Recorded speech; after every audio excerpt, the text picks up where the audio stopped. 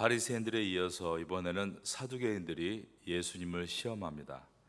마태복음은 그날이라는 표현을 사용함으로 인해 유대 지도층의 세 파, 즉 바리새파 그리고 헤롯 당 이어서 사두개파가 모두 예수님을 적대시하고 잡아삼키려 하고 있었음을 보여줍니다. 오늘 본문의 첫 절인 마태복음 22장 23절을 보겠습니다. 부활이 없다는 사두개인들이 그날 예수께 와서 물어 이르되, 이들이 온 목적도 예수님을 굴복시키기 위해서였고 바리새인들과 헤롯 당원들이 말의 실수를 잡아내기 위해 이 데나리온이 누구의 것입니까? 로마 가이사의 것입니까? 라는 질문에 예수님의 대답은 가이사의 것은 가이사에게, 하나님의 것은 하나님께 드려야 한다는 명답에 길을 못 피고 돌아가자 사두개인들은 우리는 상대방이 결코 풀지 못할 논리를 가지고 있다 장담하면서 예수님 앞으로 나옵니다. 그 내용이 무엇이었는가가 24절부터 들어 있습니다. 선생님이여, 모세가 일렀으되 사람이 만일 자식이 없이 죽으면 그 동생이 그 아내에게 장가들어 형을 위하여 상속자를 세울지니라 하였나이다. 우리 중에 칠형제가 있었는데 마지가 장가 들었다가 죽어 상속자가 없으므로 그 아내를 그 동생에게 물려주고 그 둘째와 셋째로 일곱째까지 그렇게 하다가 최후에 그 여자도 죽었나이다. 그런즉 그들이 다 그를 취하였으니 부활 때에 일곱 중에 누구의 아내가 되리이까? 대부분의 제사장들이 사두개인들이었습니다. 사두개인이란 이름은 옛날 제사장 중 한 사람이었던 사독에서 나온 말입니다.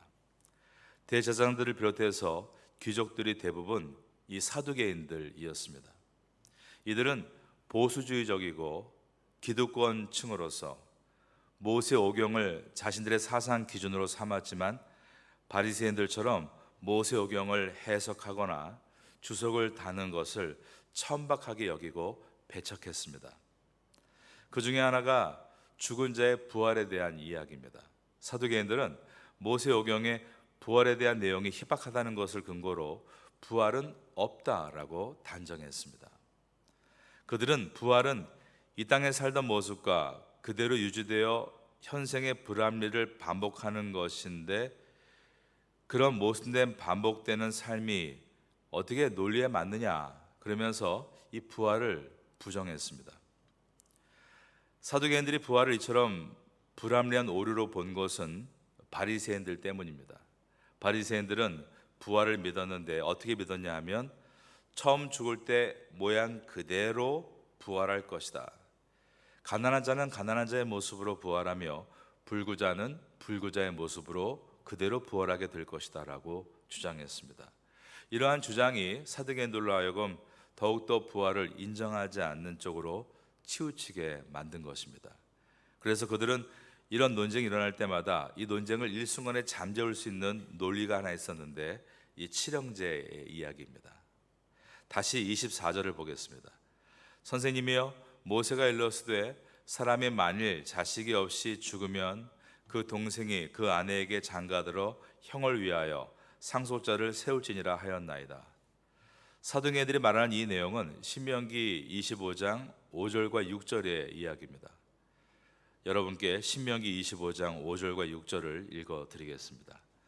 형제들이 함께 사는데 그중 하나가 죽고 아들이 없거든 그 죽은 자의 아내는 나가서 타인에게 시집가지 말 것이요, 그의 남편의 형제가 그에게로 들어가서 그를 맞이하여 아내로 삼아 그의 남편의 형제된 의무를 그에게 다 행할 것이요, 그 여인이 낳은 첫 아들이 그 죽은 형제 이름을 잊게 하여 그 이름이 이스라엘 중에서 끊어지지 않게 할 것이니라.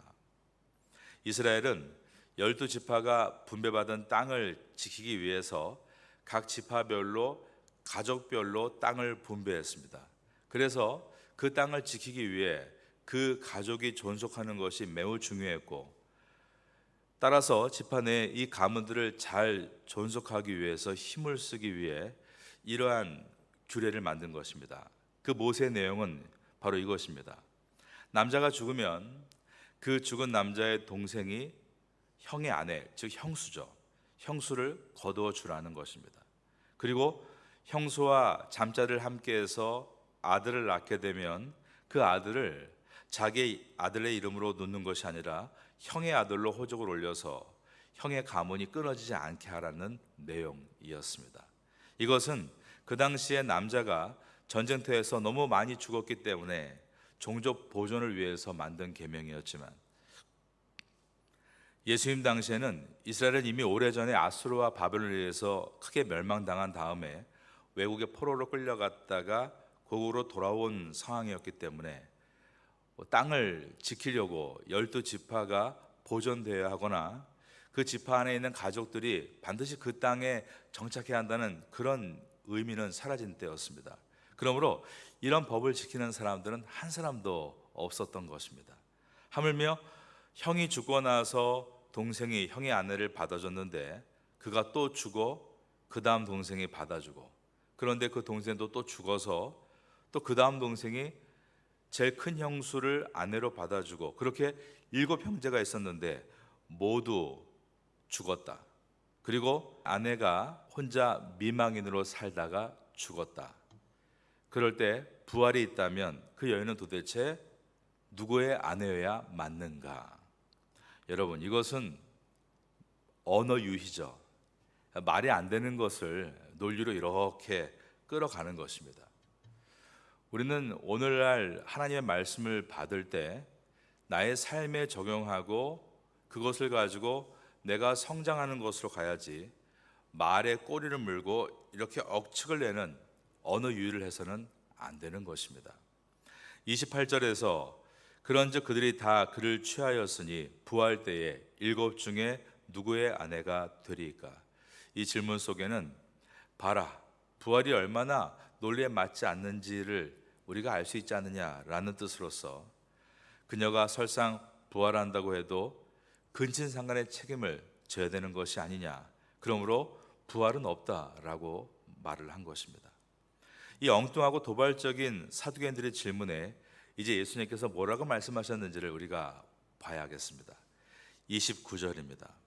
예수께서 대답하여 이르시되 너희가 성경도 하나님의 능력도 알지 못하는 거로 오해하였도다. 여러분들은 하나님 말씀을 바르게 배워서 오해하거나 곡해하지 말고 성경이 무엇을 말씀하는가를, 그 깊은 진리를 발견하게 되시기를 예수님의 이름으로 축원합니다. 성경은 29절에서 예수께서 대답하여 이르시되 너희가 성경도 알지 못했다. 여기서 성경은 구약 전체를 가리킵니다. 먼저 예수님께서 너희가 성경, 즉 구약의 말씀을 모르고 있다라고 하시는 것은 구약 성경 전체가 부활을 보여주고 있음을 너희는 알지 못하고 있다라는 뜻입니다. 구약의 모세오경과 역사서와 시가서와 예언서가 모두 예수님의 이 땅에 오심과 죽으심과 부활을 증거하고 있기 때문입니다. 다니엘서 12장 2절에 보면 성도에게 부활이 있다는 것이 구체적으로 기록이 되어 있습니다. 우리 한번 다니엘서 12장을 열어보겠습니다. 땅의 티끌 가운데서 자는 자 중에서 많은 사람이 깨어나 영생을 받는 자도 있겠고 수치를 당하여서 영원히 부끄러움을 당할 자도 있을 것이며, 이처럼 성경은 분명하게, 구약 성경은 부활을 증거하고 있는 것입니다. 예수님은 성경을 모르고 있는 사두개인들을 향해 무지하다라고 말씀하셨습니다.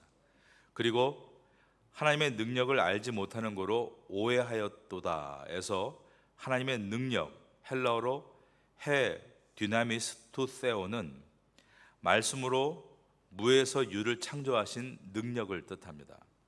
땅을 창조하시고 땅의 흙으로 인간을 창조하시고 그 코에 생기를 불어넣으심으로 인간을 몸과 영혼의 한 인격체로 만드신 하나님의 능력을 모르기 때문에 그렇게 말하는 것이다 라고 하셨습니다. 그러나 이것은 모르는 차원에서 끝나는 것이 아니라 그들이 백성들을 지도하는 지도자들이기 때문에 백성이 진리로 가는 것을 막고 있는 것이고, 하나님의 능력이 제한적이라 가르치는 심각한 오류를 범하는 것이다 라는 뜻입니다. 왜 이러한 일이 벌어지고 있을까요? 19절에 예수님께서 말씀하셨습니다. 오해하였도다. 이것은 self deception입니다. 자기 기만이란 뜻이죠. 오해하였도다. 이 말은 스스로를 속였다라는 뜻입니다.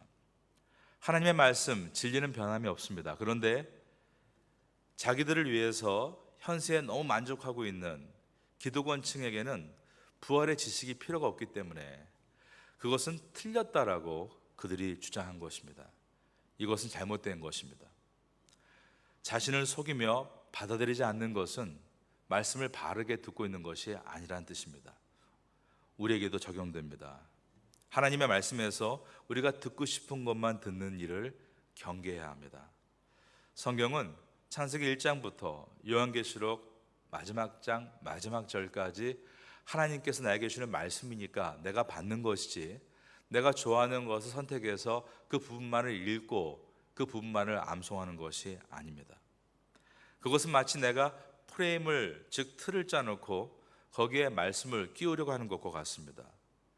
완전히 내 자신을 주 앞에 내려놓고 주님 말씀하옵소서, 내가 듣겠나이다. 이러한 자세가 성도가 말씀을 듣는 자세여야 하는 것입니다. 이제 부활에 대한 예수님의 말씀을 들어보겠습니다. 22장 30절입니다. 부활 때에는 장가도 아니 가고 시집도 아니 가고 하늘에 있는 천사들과 같으니라. 이 땅에서 결혼은 목적이 크게 두 가지인데, 첫째는 둘이 한 몸을 이루어 온전해지는 데 있습니다. 이 땅에서 우리의 삶이 너무 약하기 때문에 서로 하나가 되어 하나님의 뜻을 향해 서로의 힘이 되어 나가는 목적이 이 땅에서 주신 결혼의 목적입니다. 두 번째는 생육하고 번성하라는 것입니다. 다음 세대들을 길러내는 것이 이 땅에서 주어진 결혼의 두 번째 목적입니다. 그러나 부활의 때는 그 하나님의 창조의 목적이 완성된 때로서 이 두 가지가 사라지게 될 것입니다. 건강한 하나님의 사람이 돼서 서로를 의지해야만 살 수 있는 연약한 존재가 아니기 때문에, 또한 생육과 번성의 목적이 소멸될 것이기 때문입니다.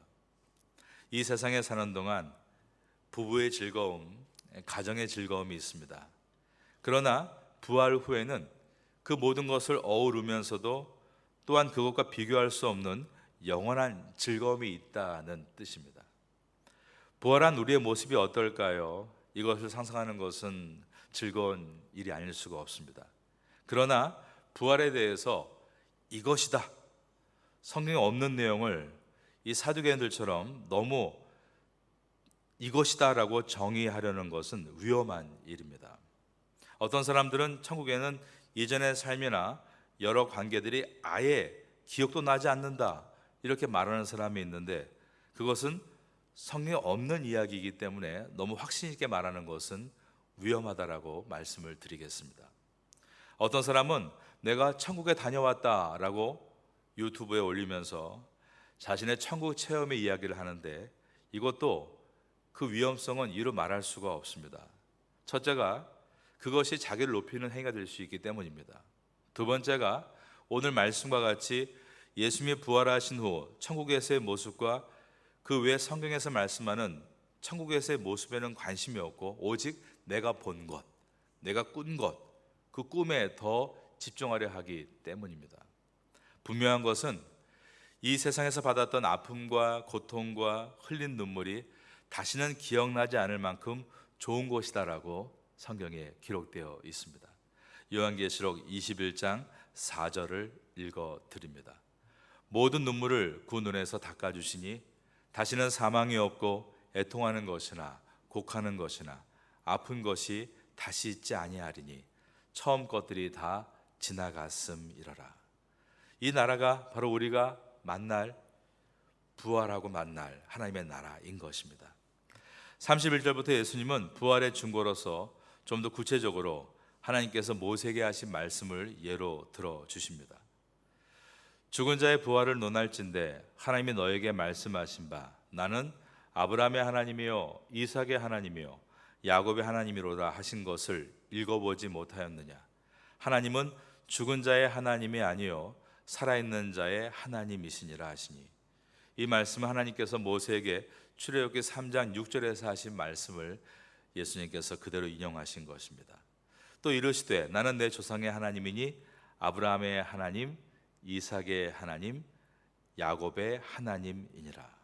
예수님께서 말씀합니다. 나는 아브라함의 하나님이요 이삭의 하나님이요 야곱의 하나님이라고 하신 것을 읽어보지 못하였느냐? 하나님은 죽은 자의 하나님이 아니요 살아있는 자의 하나님이시니라. 이것이 무슨 뜻일까요? 이 말씀은 하나님은 아브라함의 하나님이셨다가 아브라함이 죽고 이제 이삭의 하나님이 되셨다가 그리고 이삭이 죽고 나서는 야곱의 하나님이 되셨다와 같은 과거형이 아니라는 것입니다. 하나님은 아브라함의 하나님이시요, 여기서 이 문장은 현재형입니다. 이 말씀은 하나님은 지금도 아브라함 그 한 사람의 하나님이시다. 이 말씀은 아브라함은 지금도 살아있다라는 뜻입니다. 하나님이 이삭의 하나님이요 라고 하시는 것은 이삭의 하나님이었다가 아니라 지금도 이삭의 하나님으로 존재하신다라는 뜻으로 이삭이 지금도 살아있다라는 뜻입니다. 여러분의 부모님이나 여러분의 가족 중에 예수 그리스도를 믿고 먼저 하늘나라 가신 분이 있을 겁니다. 하나님은 그 아무개의 하나님이었다가 아니라 지금도 그 아무개의 하나님이시다라는 뜻은 그는 죽고 소멸한 것이 아니라 지금 주님의 나라에서 살아있다라는 뜻입니다. 여러분도 그러한 주인공이 될 줄로 믿습니다. 그들은 지금 하나님 앞에 살아 숨쉬며 하나님과 함께 있는 것입니다. 이것이 또한 우리의 미래가 될 것입니다. 마지막 절인 33절입니다. 무리가 듣고 그의 가르치심에 놀라더라. 병행 본문인 누가복음 20장 39절에는 놀랄 정도가 아니라 어떤 서기관이 선생이여 말씀이 옳으니이다 라고 대답했다라고 기록되어 있습니다. 어떤 것입니까? 진리에 대해서 눈이 확 열리는 순간이었습니다. 여러분, 진리는 주님의 말씀을 들을 때, 성령께서 역사하실 때 우리의 심령이 열리는 사건입니다. 오늘 우리가 이 마태복음을 읽고 기도하는 가운데 여러분에게 하나님의 말씀이 성령으로 임하여서 여러분의 심령에 눈이 떠지고 진리가 열리는 은혜가 있게 되기를 마지막으로 예수님의 이름으로 축원합니다.